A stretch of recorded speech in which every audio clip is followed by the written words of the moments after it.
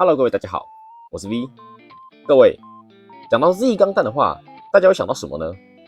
是史上第一台可变形的钢弹吗？还是超复杂的变形结构？还是吃我的西瓜冰啦？刚刚上述所讲的，全都是建立在 Z 钢弹可以变形成穿波机的情况下哦。那如果今天跟各位讲说，曾经有那么一台 Z 钢弹是没办法变形成穿波机的，那各位会怎么想呢？电光 Z 钢弹。那这台呢是在钢弹创作者 Try 中，由 Kosaka Yuma 高坂佑马在最后一期的名人杯公开赛中拿下优胜的模型作品哦。对，这台本身呢在动画就是一台模型作品，它不是一台战争机器哦。整体在保留 Zeta 配色的同时，那对背后的飞行装甲以及身体的各部位进行了改良。虽然取消了变形机制，但是换来的却是大招凤凰爆裂光束。对，这家伙居然有所谓的大绝哦！题外话，初代创斗者真的好看，还没看过的赶快去看。至于钢弹者踹就见仁见智啦。好，那我们就赶快来开箱，究竟这台电光 Z 钢弹表现会如何？那我们就始めましょう。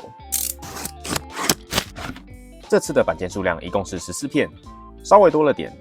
配色方面就是经典的红蓝白黄的钢弹配色。补色贴纸快速看一下，不难看出，大部分是跟武器以及飞行装甲有关联。那我们就进组装时间。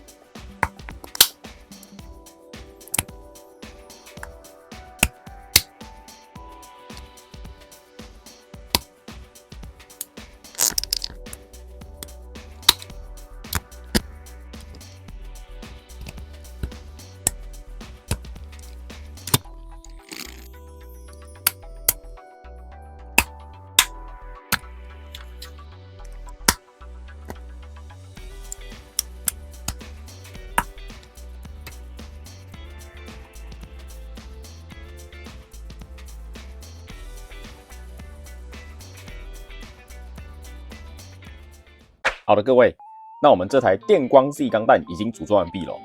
那真不愧是10年前的模型，那个汤口的大小跟近年的模型根本没得比哦。另外，因为这台 PC 零件实在是蛮多的，所以我在组装时明显的感觉到很多的部位是很浪的哦。补色的地方大致集中在少量的喷射口以及内部的黑色等细微的地方，使用补色贴纸则是在常见的头部监视器、眼睛、手腕跟小腿的黄色细节，以及部分机翼。但这边机翼，我个人认为贴上的红色贴纸实在是太大片了，跟旁边的红色有很大的落差，就没贴上去了。还有这个红色明明可以做到分色，万蛋你又在偷懒，我真的是不知道嘴第几次了，真的是。首先从外观来看，得益于取消变形机制，整体机体的比例相当协调美观，没有任何不和谐之处。分色方面也处理得很出色，即使某些部位不贴补色贴纸，数组的颜色区分依然能够提供视觉情报，让整体看起来非常舒服。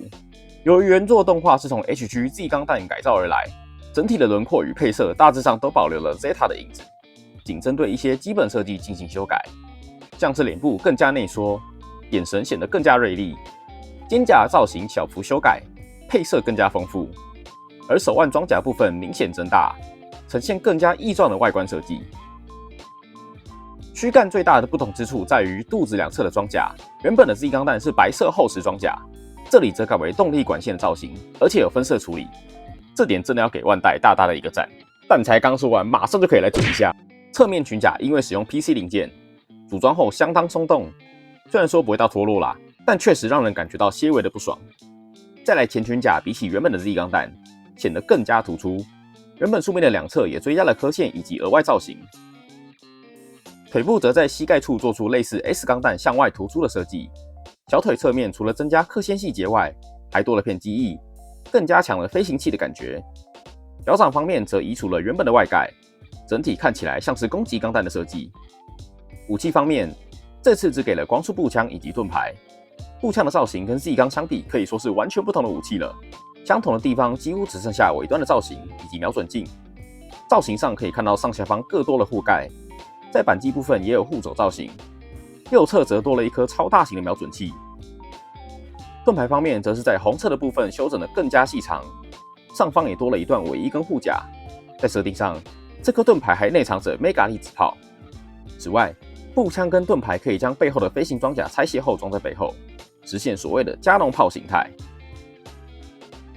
最后来看最不一样的飞行装甲，两侧的机翼不仅造型完全不同，还追加了展开机构，完完全全的魔改设计。但这部分就是右马为了实现大招而进行的改动啦。接着看可动，头部的上下摆动都还算可以接受。此外，脖子处有一段关节可以让头部内缩以及外摆，但左右可动就接近悲剧了。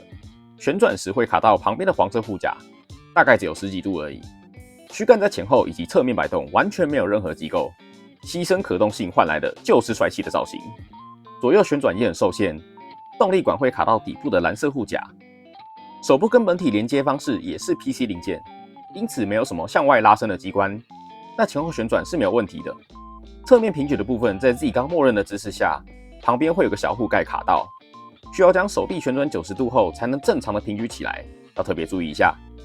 手肘也有一个2段可动，弯曲幅度很大。此外，这台在手臂根部以及手肘各使用了一根圆柱关节连接，因此这两处都可以进行大幅度的旋转。裙甲方面，前裙甲则是惯例的连接在一起，那前后摆动也是正常的水准。侧裙甲则可以稍微侧面平举，前后摆动则是正常的表现，但就是真的很浪。腿部的前踢可达90度，后踢因固定后裙甲的限制大概只有30度。侧踢时，将侧裙甲向后摆动后，能完美的达到90度，摆出大劈腿姿势，就2个字：稳到爆。大腿根部可以正常的360度旋转，膝盖关节有2段可动设计，弯曲幅度相当大，高跪姿轻轻松松。脚掌因为使用 PC 零件连接，侧向跟前后摆动都有一定的表现，但没有特别突出。护降的部分，小型可动就稍微多了，上下护盖各有一定的活动范围外，再来扳机、护手再到护甲，都可以平整的进行收纳，让步枪可以实现连接背部的状态。盾牌的小机翼同样也有一定的可动，另外在内侧也有一个可动的小型扳机，用来摆出大招时的姿态使用。接着是飞行装甲，在外侧的2片机翼各可以旋转差不多90度，在机翼展开的样子下，从背面看过去，还是稍微有点穿波剂的味道在。上下摆动大概30度，但因为也是用 PC 关节零件连接的，很松，没事还是不要乱动它比较好。最后来聊聊大招的姿势，首先将机翼跟武器都取下，再来将2片可动的机翼各旋转90度，接着安装光束特效，并将装甲旁边的小卡榫取出，装在手臂两侧，再将背部的尾翼造型拉起，将盾牌的扳机放下，让左手持握，最后将双臂同时向前平举，调整一下姿势，这样就完成这招凤凰爆裂光束的发射姿势啦。整体看起来，我个人认为还是蛮帅的啦。那以上就是这一盒电光 Z 钢弹的开箱啦。那整体比例，我个人是觉得很好看啦。虽然后面的飞行装甲，我个人觉得有点像蝙蝠，但它的红黑配色，我个人认为为它的帅气度提升了不少。那真的是可以感受到时代的变迁。那近年的模型，它的可动还有机构在设计上真的是非常好哦。以前就是 PC 零件连接就搞定，然后又狼又没可动，煮到一半我就开始想念 G-Quarks 的好了。那今天影片就到这边结束。那喜欢这一期影片的话，不妨帮我按下喜欢或是订阅。那我们下集影片见，拜。